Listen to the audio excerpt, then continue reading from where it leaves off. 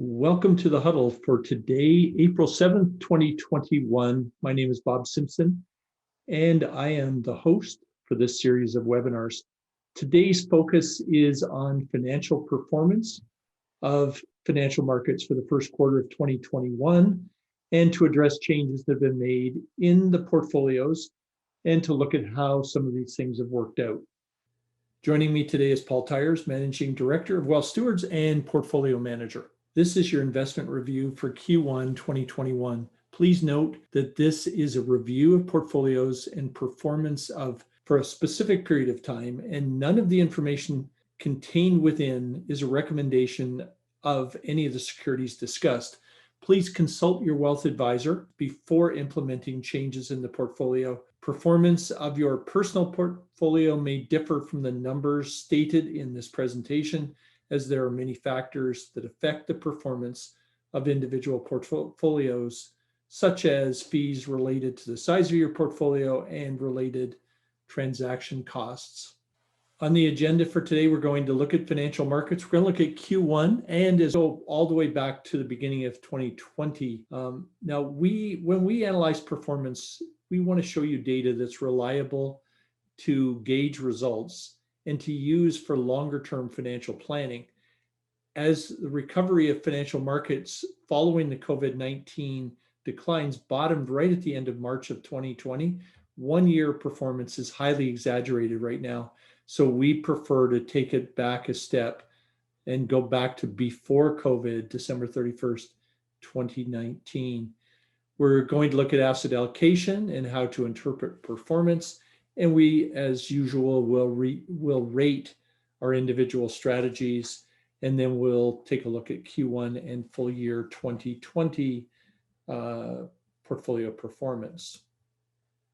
Now, although we are experiencing COVID fatigue, I know I am, I thought that I would update this slide from the year-end presentation. North America is at a critical point in the battle against COVID, where we appear to be entering a third wave, while at the same time, we're well on our way to vaccinating the Canadian and US people. At this stage, markets, which normally look 12 to 24 months ahead, are now looking beyond this information to a post-COVID world. US equity markets continued strong through Q1, with the S&P 500 generating a total return of 4.63% in Canadian dollars. Looking back in time and choosing December 31st, 2019 as a reference point, as it was before COVID, the COVID-19 base decline in March, the S&P has returned 21.04% in Canadian dollars. In Canada, the TSX 60 had strong performance, turning in an 8% return for Q1, which is well above the return of the S&P in that same period, and has now produced a return of 14.1% going back to December 31st, 2019. The benchmark that we use for comparing performance is a 50-50 combination of the S&P 500 in Canadian dollars and the TSX Composite Index. The combination returned 6.4% for Q1 and 18.11% since December of 2019. The TSX benefited from strength in cyclical sectors like energy, which recovered 28% in Q1, but this sector is down 58% over the last 10 years. We mostly avoid this sector as it doesn't tick all the boxes for our client portfolios. Instead, we focus on sectors that generate more consistent and predictable returns over time. What a difference a quarter makes. Last quarter, we talked about 10-year bond yields at historically low rates, and then on a dime, they turned higher and shot up almost a full percentage point in the quarter. On its own, this isn't a very disturbing situation since we hold little in traditional bonds. Furthermore, it's positive for those of you who are trying to generate income in low-risk portfolios, but it is one factor that we watch, as rising interest rates can hurt bond performance and is often a precursor to weakness in equity markets. In this case, we're watching this very closely to see if we can approach that 2% range, because we believe that above 2%, it may have greater impact on returns of equities in portfolios. The Canadian dollar continued its ascent, but pulled back from its highs to close up slightly for the quarter. A strong Canadian dollar is negative for Canadian investors' US portfolios, and it has taken Canadian investor portfolios for quite a roller coaster ride since the beginning of 2020, dropping below 70 cents, which was positive for US portfolios, but the recovery has taken it back to roughly the area it was at the end of 2019. So lots of volatility, but little results over a 1-year period. Touching on an important learning moment, I'd like to address the importance of asset allocation and how it impacts portfolio performance. Asset allocation is the process of strategically allocating your portfolio into a variety of asset classes like stocks, bonds, real estate, and even sometimes into sectors like financials versus energy versus consumer. We are much more focused on the 91.5% and less focused on the 7% from picking the right stocks. When we build an investment strategy, we always look at the overall portfolio to see what the pieces look like when combined, to make sure that we have the right balance on several factors such as demographics, fundamentals, and technical factors. Much of this is dependent on your personal factors such as goal alignment, time frame, and your ability to tolerate risk. Our goal is always to get you the optimal return at the lowest risk possible. And this is a rather busy slide, but at the core of balanced portfolios are our stabilizer positions, investments that pay high returns compared to fixed income, where we trade off liquidity to generate returns, but in investments that have stable values and pay monthly or quarterly returns. Looking at these two models that fit many of our clients, we combine North American individual equities, as you can see on both of these charts, and we've adjusted some of the percentages just to show you how a moderate conservative versus a more aggressive moderate portfolio compare. So looking at these, we combine North American equities with a portfolio of global and specialty managers, and then sprinkle in some real estate and a combination of both traditional fixed income and private debt to improve returns. So depending on your risk tolerance, we adjust the percentages to find the right blend of risk and return. On the right, you can see a more aggressive portfolio that we call moderate growth, and you'll see higher percentages of equities and lesser positions of fixed income and private debt. And on the left, you'll see a more conservative portfolio with lower percentages of equities and higher percentages of fixed income and private debt. For the next part of this presentation, I'm going to turn over to Paul Tyers. Thank you, Bob. I appreciate that. Looking at the three portfolio structures that are utilized in over 80% of our client portfolios, we can see that a blend of equities, private debt, and fixed income. Returns have been highest for moderate growth, balanced in the middle, and moderate conservative has provided a more stable ride and slightly lower returns. These are normal expectations. In each of our quarterly reviews, we rate each of our individual strategies to give you a peek behind the curtain of how we believe that we've done.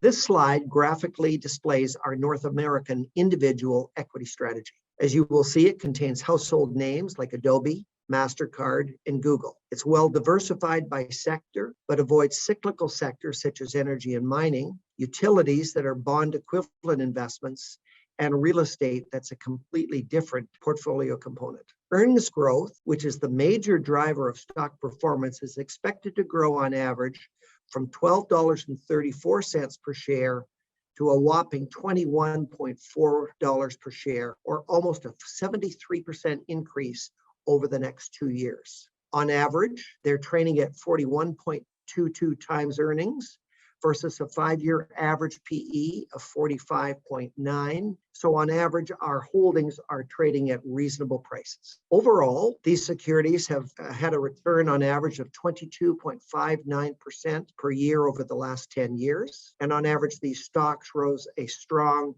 8.48% in the first quarter alone of 2021. This is a simple way for us to demonstrate our stock selection. As portfolio managers, we work to stay disciplined and try to get it right the first time so we can minimize portfolio turnover and transaction costs. Now, during Q1, we did a couple of trades. We sold CN Rail as the price jumped significantly and it hit a level that we felt was unsustainable. So we took a large capital gain and we replaced it with Cummins to have a strong industrial that we consider to be a good replacement. We also sold Hershey and replaced it with Costco, as Costco had better growth projections, and we took advantage of a dip in price to do that trade. For Q1, we rate our individual equity strategy as an A, as it beat both the TSX Composite and the S&P 500.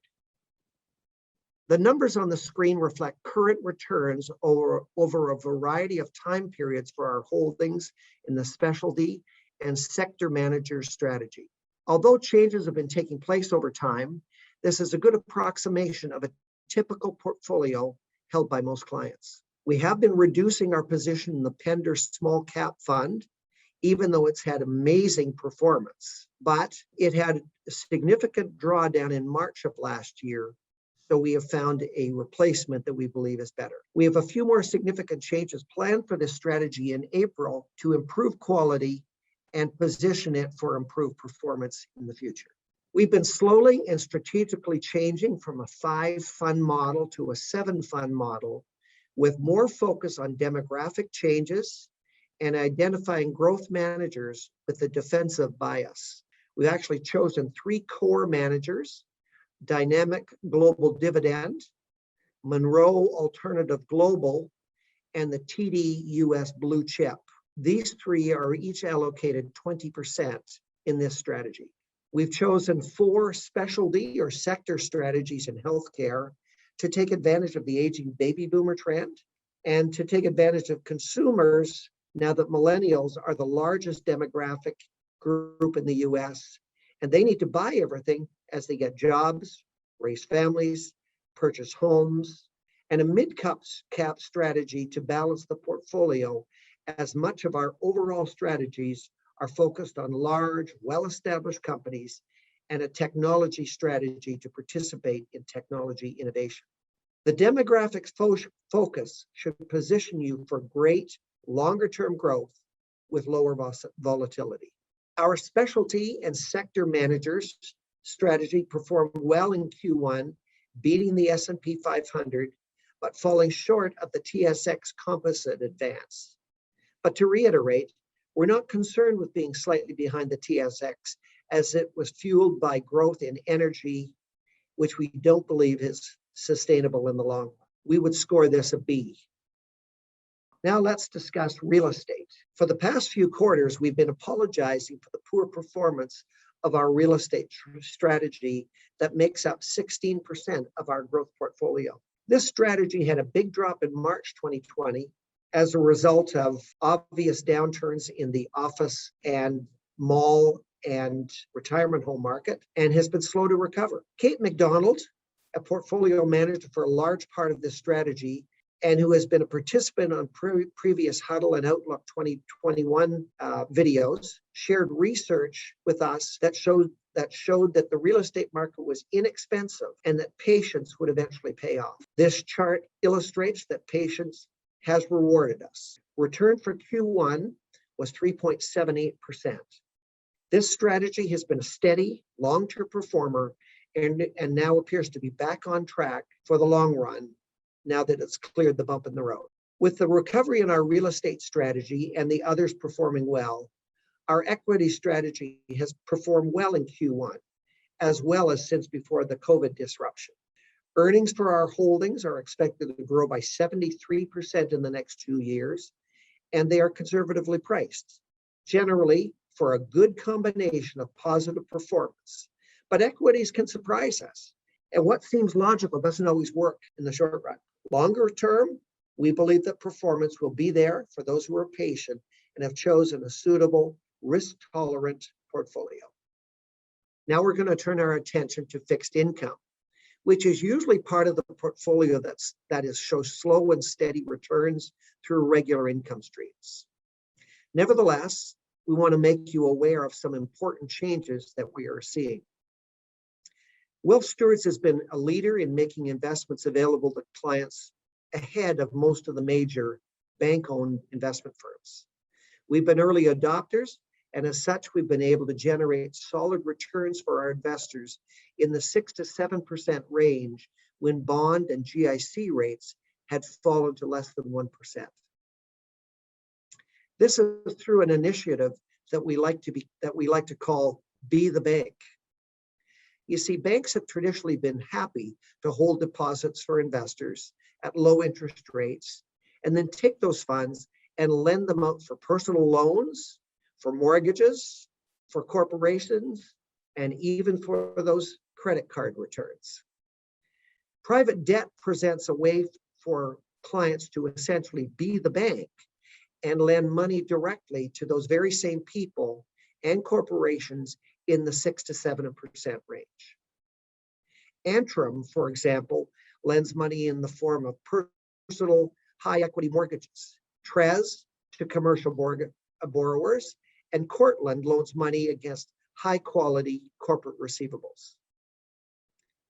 Now, one of the problems that we're starting to experience is that funds that we've been investing in have now been discovered by more of the people that are followers and slower adopters.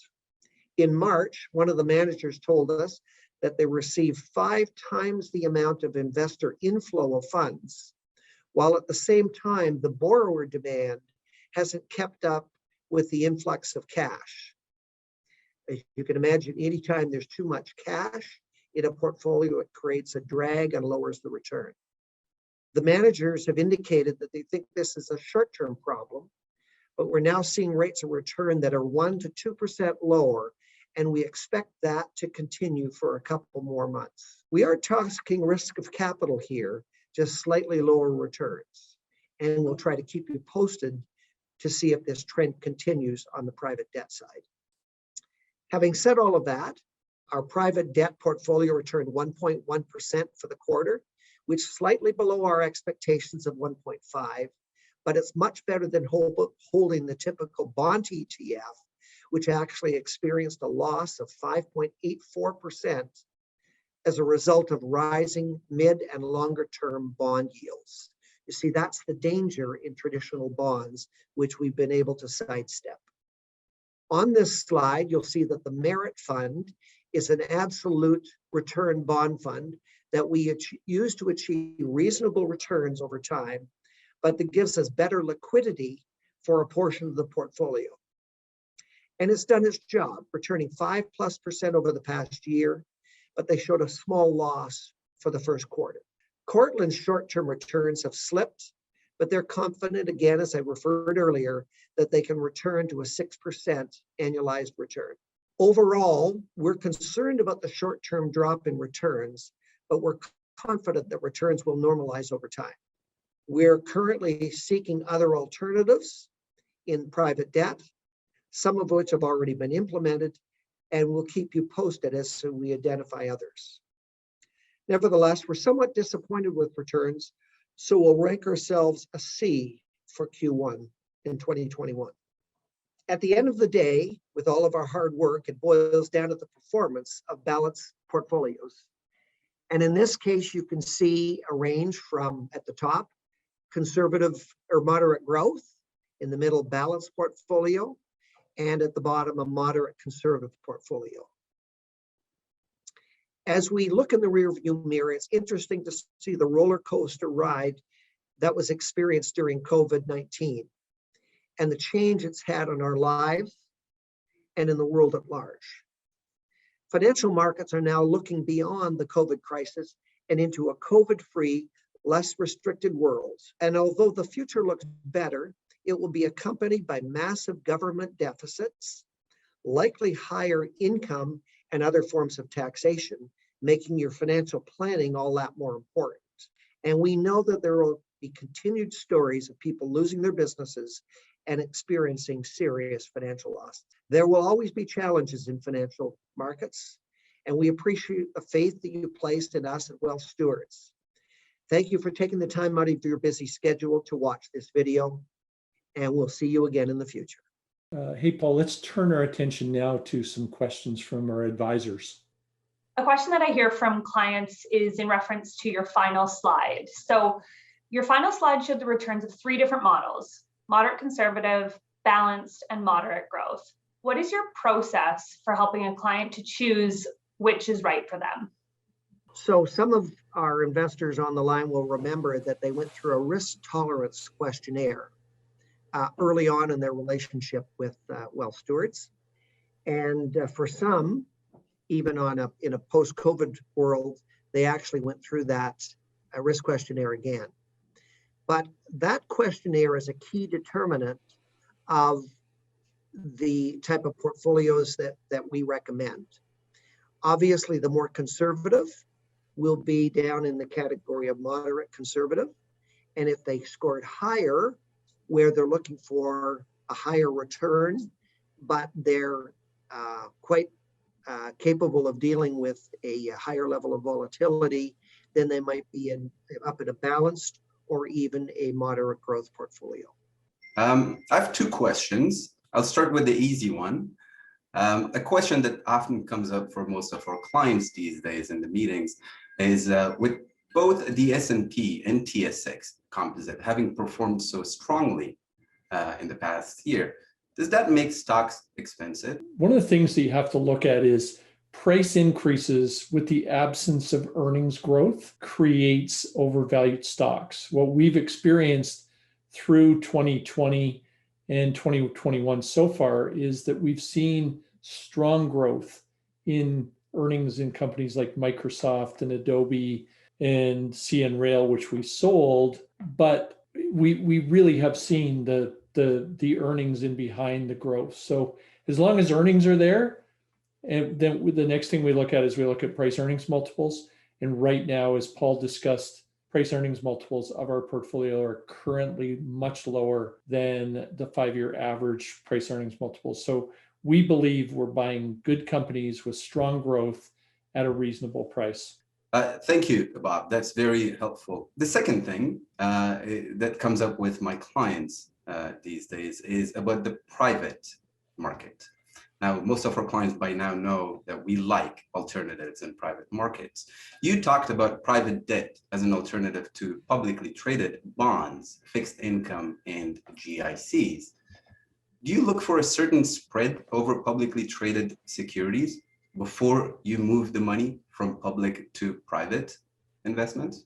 I think traditionally, if we were in sort of normal markets, that's a very common way of looking at things. And so you would look at some risk, some increment over, let's say, government bonds to deal with the risk factor. Having said that, when we're in the last, I would say the last 3, well, even 4 years, because the bond yields had moved so low, we actually hadn't seen the rates come down nearly as quickly.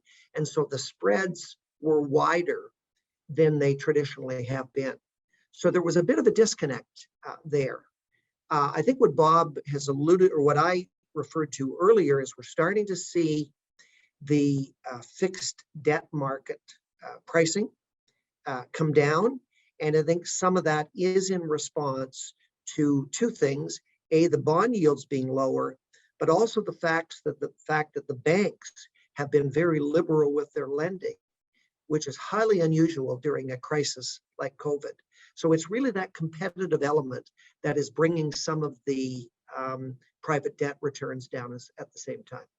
So one Interesting conversation that has come up recently, mainly surrounding the increase in energy prices and how well the energy companies in Canada have done the past 6 months. A long-standing approach that many people approaching retirement, and as well as people that are in retirement that are seeking income generation to replace their salaries that they had in the past.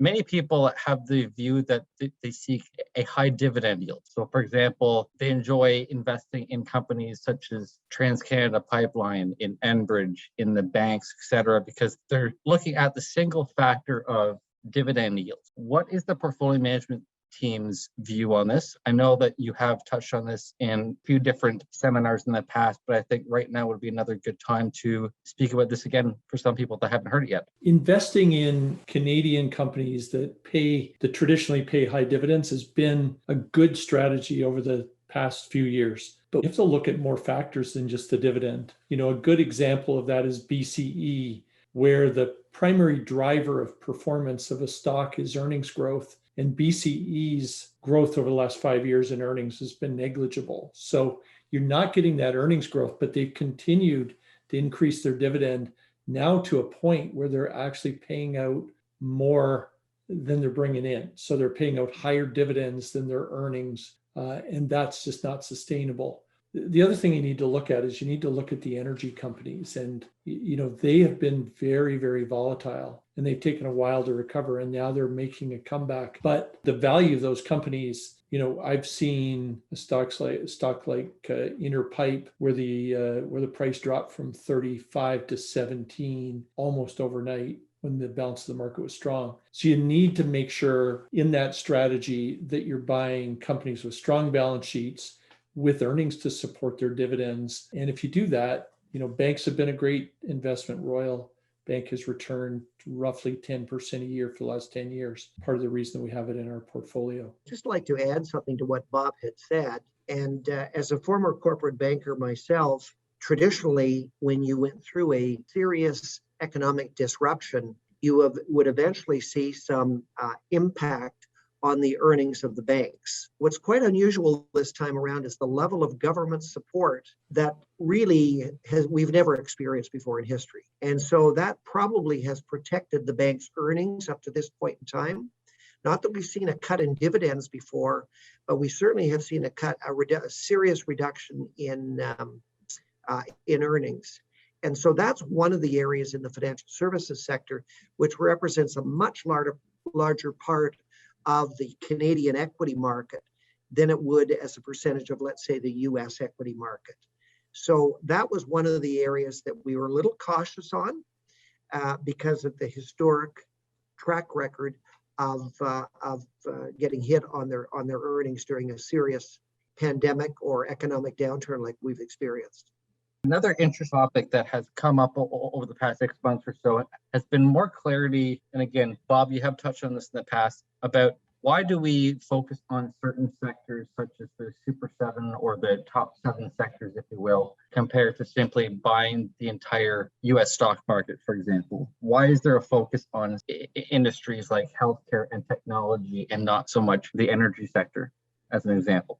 Andrew, what we look at there is that in US markets, based on the data provider that we use, Morningstar, there are 11 sectors. When we look at them, sometimes it's better to play a game of subtraction than addition. So we looked at the 11 and said, where have the best returns longer term come from? And, we touched upon energy stocks and how they performed over the last 10 years. It's been you've lost half your money after you received your dividends by holding those. So, what we look at is from time to time, energy will be strong and you'll be able to make significant money in energy. But for a longer term investor, energy stocks go up and they go down, and over time they don't go anywhere. So longer term investors, it's up to the luck of the draw as to when you are ready to pull your money out of the investment as to whether it's up or down. We prefer to focus in on companies that have consistent and predictable earnings growth over time, where the earnings are expected to grow into the future and that we can buy them at reasonable prices. Thank you for joining today's huddle on April the 7th, 2021. We hope that you have found the information contained of interest. If you have questions, please reach out to your Wealth Stewards advisor. And we do these on a regular basis. We update portfolios in this manner every quarter, and we appreciate your viewing these recordings. Thank you for your time.